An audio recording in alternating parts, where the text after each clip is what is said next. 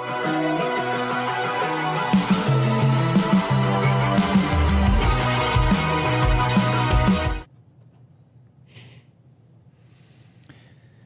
the Saints don't technically have a new offensive coordinator yet, but we're pretty sure we know who that's going to be. And that guy will have a lot of new staff changes to make. Welcome to the Wednesday, February 7th edition of the Saints Insider Podcast. I'm Luke Johnson, filling in for Zach Ewing, who had an emergency last-minute trip he needed to make to the airport. So we're going to do this. We're going to do it as well as we can without our fearless leader. Guys, it is Super Bowl week, but more importantly, it is Mardi Gras week. Matt, as the viewers can see, as the listeners cannot, he is wearing a big old set of beads, which I'm sure were acquired by non-nefarious means. And Jeff, I'm curious to know, what is your favorite Mardi Gras parade? I can't ask Matt yet because he hasn't been through a full one. Well, you're wearing it. You're broadcasting. I mean, I'm on the route, so Till Sunday, baby. Yeah, it's my kind of my home Mardi Gras parade. But we'll say if you're on the route Friday for Hermes, be marching in Hermes with the Team Gleason crew. So please say hi. Hit you up with some good Team Gleason throws and some good merch. They have good merch. They throw good stuff. I'm a big fan of Iris. I'm a sunglasses guy, so I deeply respect their wishes to throw me about 15 pairs of sunglasses. I rock them all the time. So shout out to the ladies of Iris. You guys are doing the Lord's work. And yeah, I'm looking forward to this weekend. It's going to be a good time. We're going to get Matt nice and acclimated to the Mardi Gras season. We're going to eat a lot of king cake. We're going to maybe have an adult beverage or two, and hopefully no news breaks. I'm looking at you, Saints. Okay. And the weather's supposed to be perfect. So don't jinx it, please. It's supposed to be nice. Speaking of perfection, the Saints Insider Podcast is sponsored by Bank Plus. Their bank decisions are actually made here in New Orleans by local bankers who know the community and take the time to know you. From small business to big business, home loans to bank anywhere technology, Bank Plus is here for New Orleans. Learn more at bankplus.net. All right, guys, let's get into what happened with the Saints in the past week. It's been a busy week. Look, we have a very good feeling, a good sense that Clint Kubiak is going to be named the new Saints offensive coordinator after the Super Bowl concludes. He's obviously coaching the San Francisco 49ers this week, so keep an eye out for that when you're watching the game and look for what they're doing offensively. But he is going to have some staff changes to do. And specifically, he's going to have to hire a quarterbacks coach after Jeff and Matt, you guys reported last night that Ronald Curry is moving on. He's accepting a job with the Buffalo Bills staff. So tell us what you know about that. How did they kind of get to this sense, and what's kind of your read on this situation? Well, don't you think, Clint Kubiak's probably got given carte blanche for the most part of what his staff is going to be. I'm sure that's part of the arrangement with him. Just real quick, I think it's obvious that that's who it is, because since that news has come out, they haven't been anything from Airline Drive about any other interviews, right? It's basically just wait and see. It's going to happen. Yeah, it's going to happen. It's just not official yet, but it's going to happen. Obviously. But no, look, I think he probably already knows the makeup of his staff, and his brother is on the 49ers staff as the assistant quarterbacks coach. So I think there could be a little bit of interest there. But you also have to realize, like, Kyle Shanahan's probably not going to want him to raid the entire 49ers staff. So there's probably some negotiating going on there. So I think we'll see a few come with him from the Niners, and then he's probably got some people in mind around the league, which you've already reported on the offensive line targets. And then I think Ronald Curry was the Saints were interested in keeping him on board, but he had an offer, I think, from Buffalo that he's decided to accept. So he's moving on. So really it's a major turnover on the offensive staff. Very few holdovers from the previous regime. And that might be a good thing as we try and move on to kind of a new offensive era for the New Orleans Saints. Yeah, and Matt, Ronald Curry's obviously been here for a long time. He started out coaching receivers. He coached quarterbacks, I believe, the past 2 seasons here. But when you're looking at this, you're looking at a new coach coming in who's probably going to want to bring in his own staff. We were all kind of anticipating something like this could potentially happen if he didn't get the offensive coordinator job, which he was up for. Yeah, I think that's the big thing, right, is that he interviewed for the OC job. They passed him over. And after that, it's, what are your options here? There were a few reports out there that he was offered to stay as the wide receivers coach because the Saints have a vacancy there. But that would really be a step backward, I think, for him in this career. And, I think Buffalo is a great opportunity for him. You get to go work with Josh Allen. You get to reunite with Joe Brady. They were both offensive assistants for 2 years on the Saints at the same time, so they held similar positions. They know each other well. So I just think, sometimes it's okay to leave the place that you've been most used to. And, Ronald Curry, I think, is a smart coach. This doesn't change that. He just is moving on for probably a better opportunity for him next year. Yeah, I want to echo that. I think Curry is really highly regarded in that building. I think he's a really smart coach. I think we've seen his guys turn out some really good seasons. I believe he was a receivers coach during Michael Thomas's AP Offensive Player of the Year season. Andy Dalton had a really, really good year with Ronald Curry as his quarterback's coach. He's a very good coach. It's going to hurt the Saints staff that he's not around. But one thing that I think is worth pointing out is you're seeing a lot of coaches from the Shanahan-McVay trees get poached and go off to other systems. And that hasn't happened a lot in New Orleans, despite the successes they had under Sean Payton and the highly regarded coaches they've had. We've seen Dan Campbell go from being a tight ends coach to a head coach, but Doug Marrone took the Jaguars head coaching job 15 years ago. Joe Lombardi. Yep. But outside of that, I mean, for as successful as they were, you didn't see a lot of the upward mobility on these staffs, and I think that for some, that could be. Yeah, that was a little bit irritating. They didn't have the opportunities to move up on the staff and move on to bigger jobs. So I think it's probably in RC's best interest that he's going to a place like Buffalo. He gets to work with somebody he's familiar with Joe Brady. He gets to work with an alien at quarterback and Josh Allen. That's going to certainly present new career opportunities. So I don't think it's a bad thing for him, but I do think it's going to hurt the Saints, even if the new offensive coordinator is going to handpick his staff. Speaking of that, Clint Kubiak's coming in. He now has a quarterback's coach job to fill, a running back's coach job to fill, a wide receivers coach job to fill, an offensive line coach job to fill. A lot of new positions on the staff, in addition to the job opened up by Kevin Carberry leaving to the Tampa Bay Buccaneers, was it? The assistant offensive line coach and the other offensive assistant job on the staff that belonged to Bob Bicknell. So 6 total jobs open on the staff right now. What do you guys think of that? With that many jobs, a lot of new faces around here. How do you guys kind of think this whole process is going to play out? Well, look, I'm sure he's probably got most of them already filled. Yeah.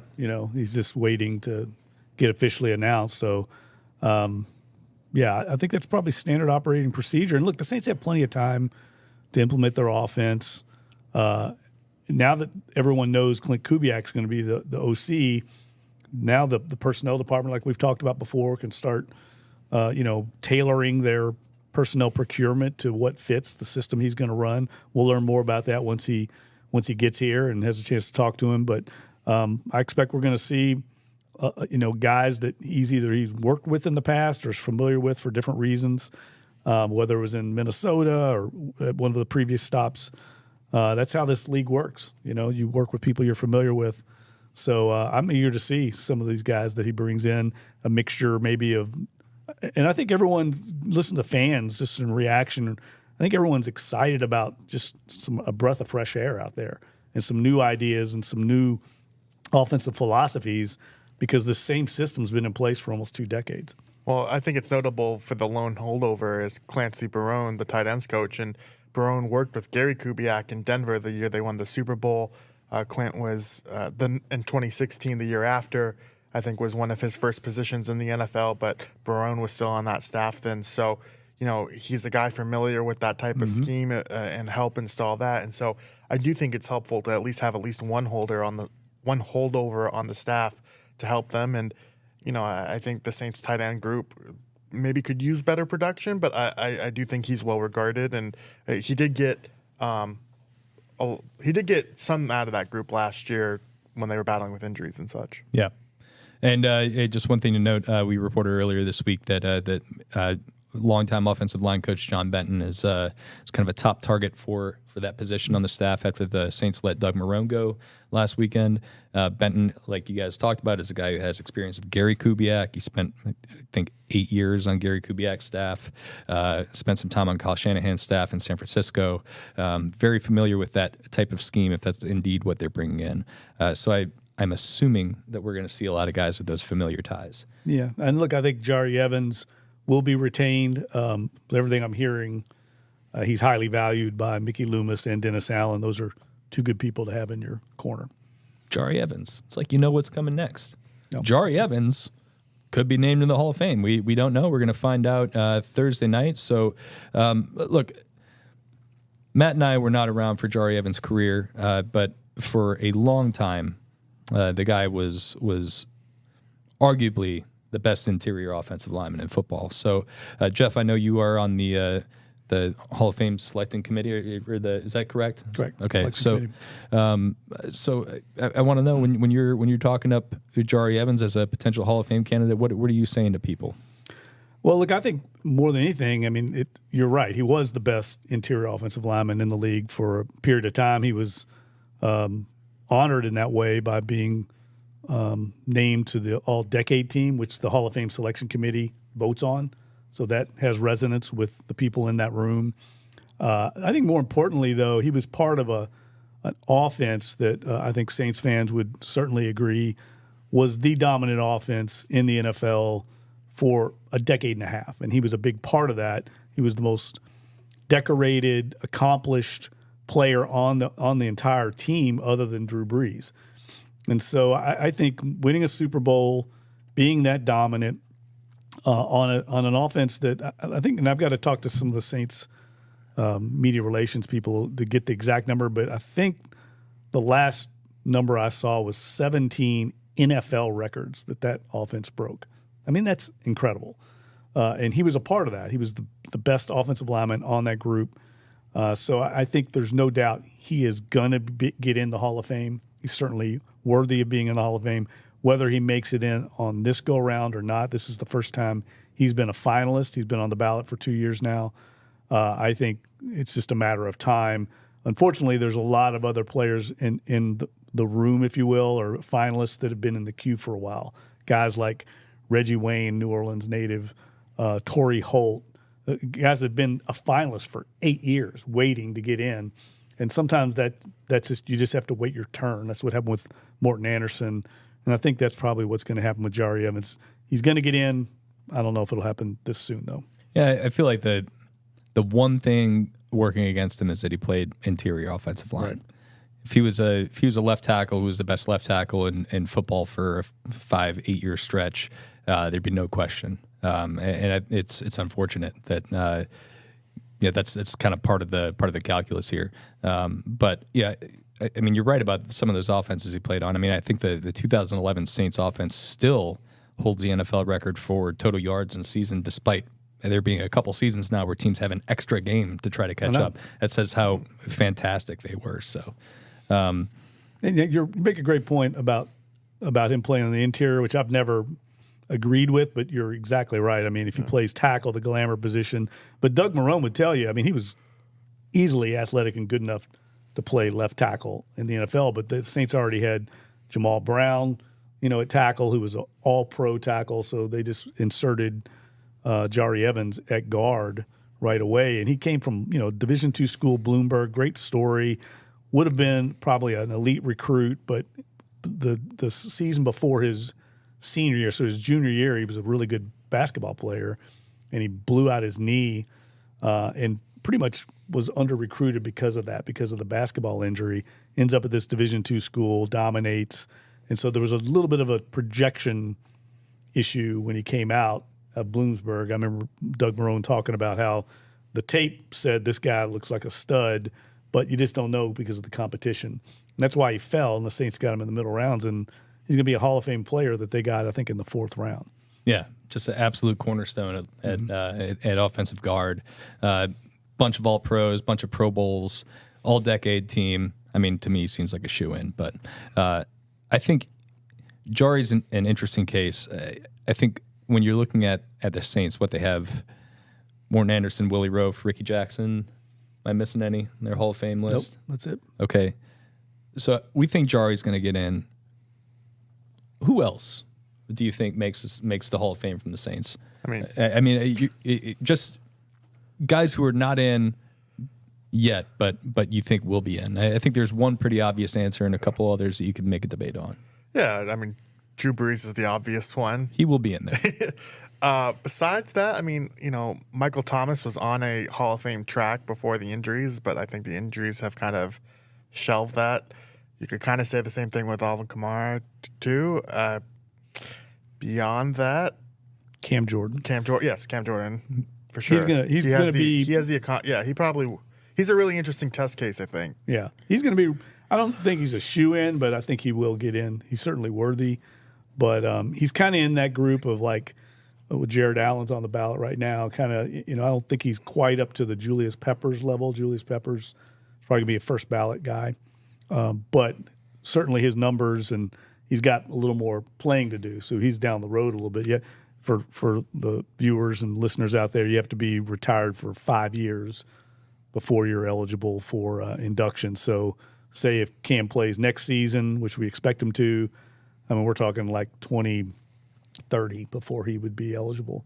By that time, his numbers are going to be in, his numbers are certainly up there to make him a worthy candidate. Yeah, I think Cam, to me, feels like a really, really, really strong case because it's not only the numbers. The numbers are fantastic.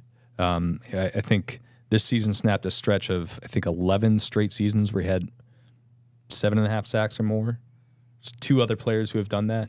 John Randall, 11 straight where he had 7.5. It was John Randall and Reggie White, Hall of Famers. The consistency is insane. And then on top of that, you throw in that Cam, for a huge stretch of his career, is a premier run defender. And in this day and age where sacks are everything, and that's some players, that's all they're asked to do is go get after the passer.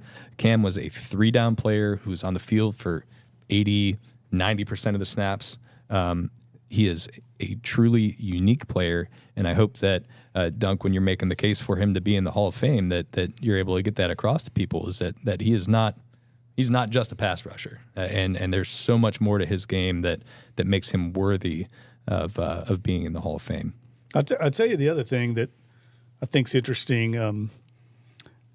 The Sports Illustrated, I don't get caught up in some of this sometimes, but Sports Illustrated this week came out with their 50 most influential or impactful teams in the Super Bowl era of the NFL, and that 2009 Saints team didn't make the cut, and I think we're battling a little bit of perception from being in a small market in the same way we're battling in the Hall of Fame room to get some of these guys in. I think people forget how great that Saints team was in 2009. I mean, they started the season 13-0. They were one of 7 teams in NFL history to start 13-0, and it so happened there was another. The Colts were also 13-0 that same year. But the fact is, only 2 players from that Super Bowl team are going to make the Hall of Fame, Drew and Jahri. And that's pretty low when you consider, I think that Colts team they beat is going to have well more than that. You're going to Peyton Manning's already in. I think Dwight Freeney's going to get in. Marvin Harrison, yeah. Edgerrin James. Well, Edgerrin James, was I he don't on know the if team? Edgerrin James, I think it was Joe Adai was the running back. I think you're right. But you also have Reggie Wayne, who's probably eventually going to get in. So 2 is low for a Super Bowl champion. Almost every Super Bowl champion's had at least 2, usually more than that. So I think but I don't think there's anybody really worthy that I could argue. I mean, Marcus Colston isn't even allowed to be on the ballot because he never even made the Pro Bowl. Ridiculous. I know. So that's part of the bylaws. But I think we're battling a little bit of a perception problem from our small market. And the fact is, by coming up short all those years, those other Saints teams in the Brees, Peyton era, it didn't quite validate how great they were. And that's part of the legacy that I'm sure Drew and Sean Payton and that whole group has to fight, because they weren't able to get over the hump. Just making it, I think, back to another Super Bowl would have helped validate their status across the nation. I think 2 more names I want to throw out, both guys on the current roster. I don't know. I don't know enough about the Hall of Fame selection process to really know how realistic their chances are, but I think they're worth bringing up is Demario Davis and Tyrann Mathieu. Yeah, I don't know. I don't know how their numbers stack up, and with Demario specifically, I think the linebackers maybe have a tough time getting in. But this stretch that Demario's on, he's got the All Pros. He's now got the Pro Bowls where he's even eligible. And I think those two, just in terms of guys who have been impact players in the league for a long time, probably deserve some recognition in this little chit chat we're having. Tyrann Mathieu's helped his case because he's got a Super Bowl ring. Yep. That's going to hurt Demario, that he's not been on really a great team here that's made it to the Super Bowl. He's been on a great team, just not one that made it to the Super Bowl. Right. That's part of the problem. But I do think both those guys will certainly be at least semifinalists, maybe even make it into the room as finalists.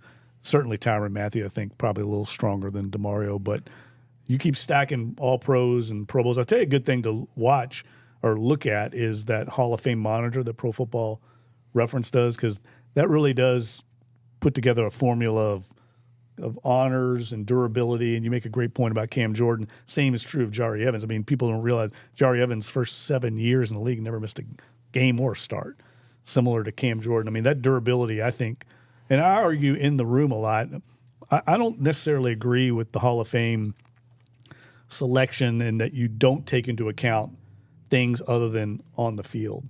Like, I mean, we talk all the time in the meeting about the core beliefs of the Hall of Fame, and there are things like commitment, integrity, leadership, all these things that are intangibles. How do you identify that? And yet we don't talk about those things on the Hall of Fame. I mean, just the play. I mean, to me, that if you're a Hall of Fame player, you have those things. I argued that for Sam Mills. I mean, so much of what made him such a great player was all these intangibles that made him a team captain and revered by his teammates. And I'd argue the other side of that, and I have, and I can just tell you there's certain players that weren't great teammates. And I don't think you should be a Hall of Famer if you're such a bad teammate that your team wants to trade you because you're bad in the locker room. I think that matters. So and in the case of the guys we're talking about, Demario Davis, Tyrann Mathieu, Jahri Evans, I mean, these are like team leaders that everybody looks up to, and I think that matters. I think Mathieu has an interesting case as well because you look at this era of football where slot receivers have become so dependent for offenses, and he's the guy that they've plugged to shut those guys down. So, if there is innovation on offense, you need something to counteract that, and he's been as good of a counter as anyone, and so I think that helps his case. But for Demario, just very good player with the Jets. I think if he had played for the Saints his whole career, or at least continued this production over the beginning of his career, he'd probably have a better case than he does currently. I will say this for Demario, you can do the thing where you're like, okay, he's hit these specific benchmarks 7 straight seasons, and you can look at who else in the NFL has done it, and it's often nobody else.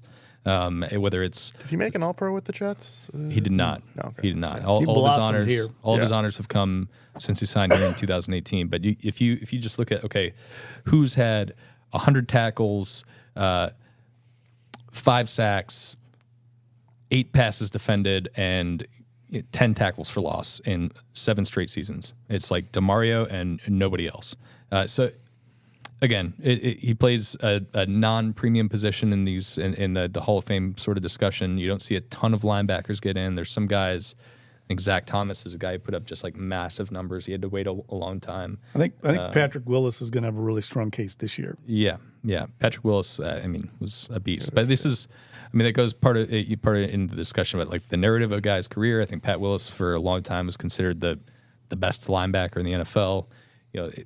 During Demario's time, I think you could have conversations about Bobby Wagner or Fred Warner, and I don't know when he was healthy. Luke Kuechly. I just don't know if Demario has ever like elevated to that nationally recognized best linebacker in the NFL. But he should be. It's part of what we battle here in a small market. I mean, I see it happen also, say with the Jacksonvilles. I mean, Tony Baselli, he had a shortened career, but he fought a lot of that because he wasn't on Super Bowl teams.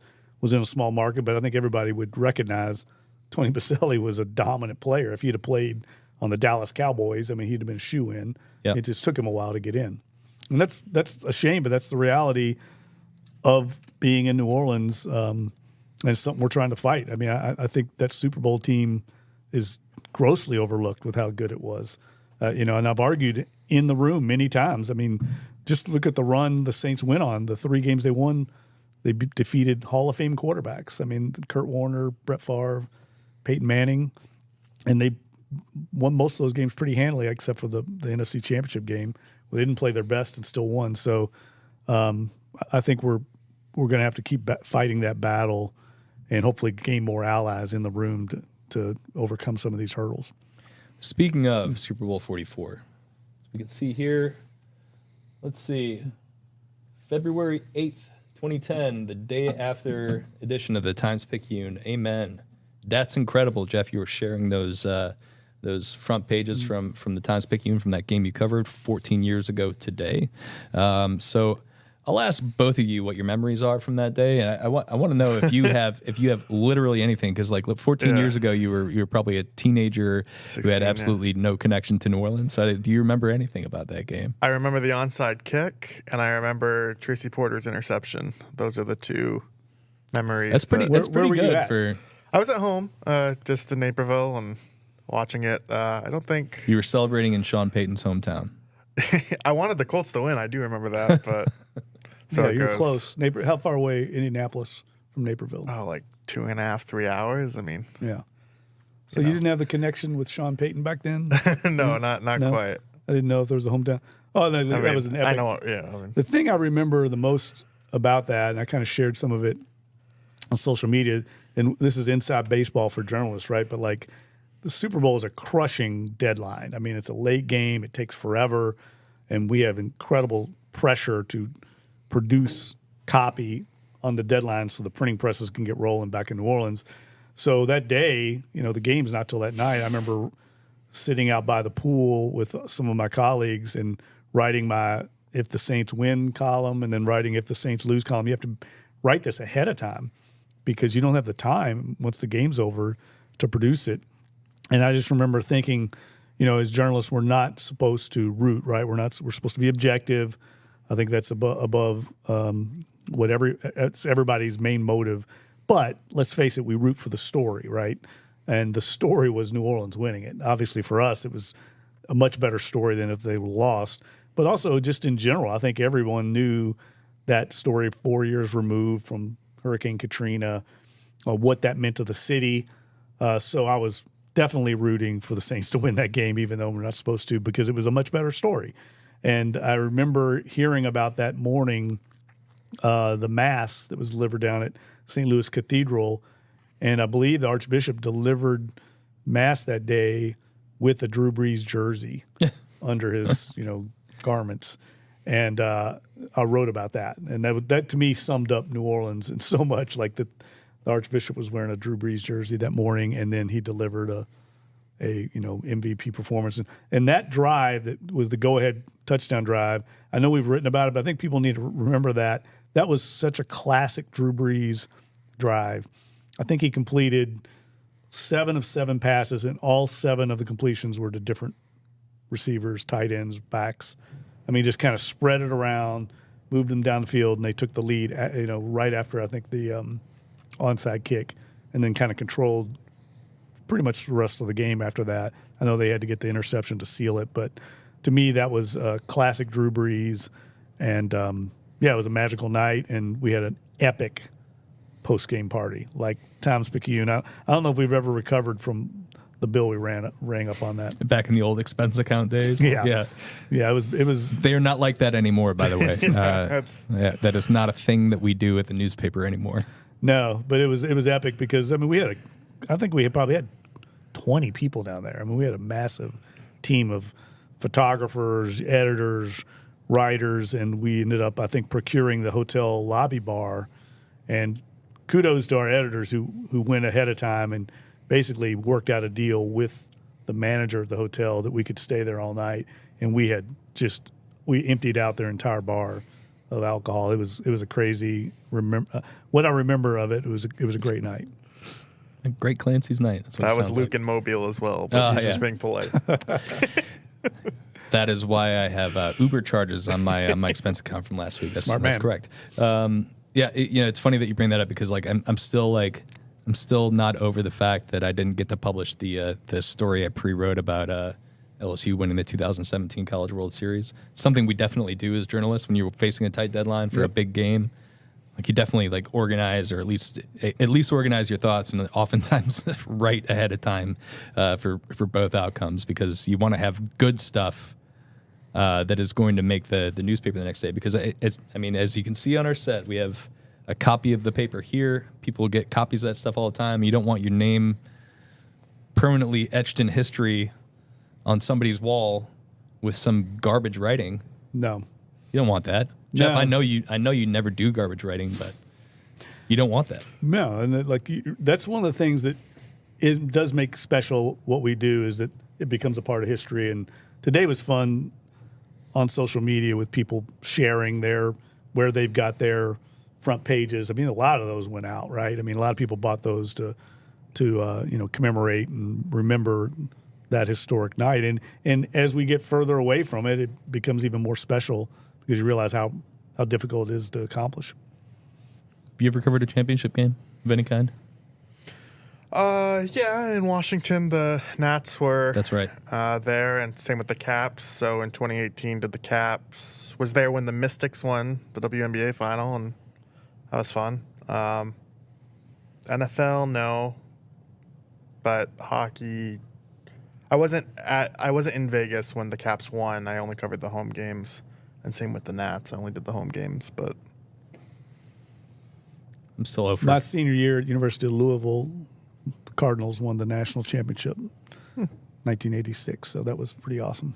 I was a student journalist then. And So you've that was covered- kind of special. how many Super Bowls have you covered? I don't even remember. It was too many. I can't count them all. You're what, one?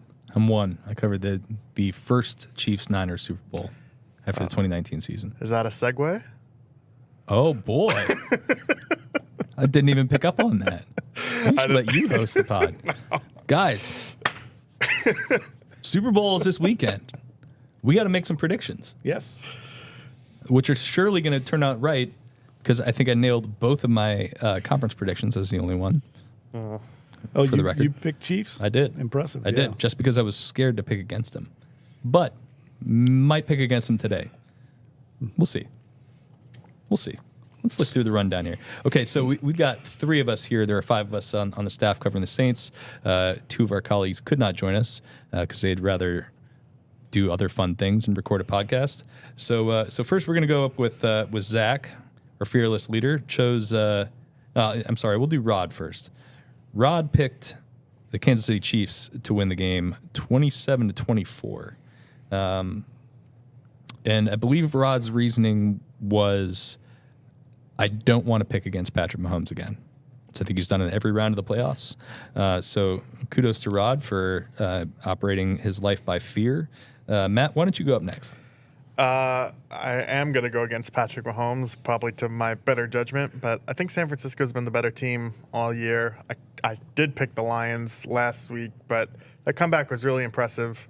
I don't think San Francisco is like a perfect team, but just the way that they're able to click, I think, as good as the Chiefs' defense has been this year, San Francisco still has a really great offensive line. I think Kyle Shanahan can kind of scheme up against some of the pressures that the Chiefs like to do. And so as long as they stay healthy, we saw Brock Purdy go down in last year's NFC Championship. But if they stay healthy, I like them to win narrowly. Well, I would channel my Zach Ewing here and spew something about betting lines or what the sharps think or whatever, but I know like literally nothing about sports gambling. So I'm just going to say Zach's score. He has the 49ers winning 24-19. I'm not sure how you get 19 points. Maybe a missed extra Go point. for two or something. Yeah. Miss it. Who knows?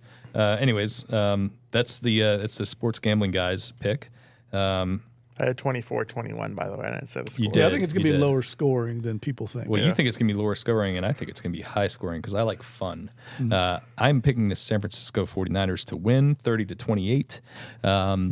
damn shootout. Yeah. that's- I think we've seen quite a bit of that in Super Bowls in recent history. I think that the offenses tend to kind of take center stage in these games. So I think it's going to be a lot of fun.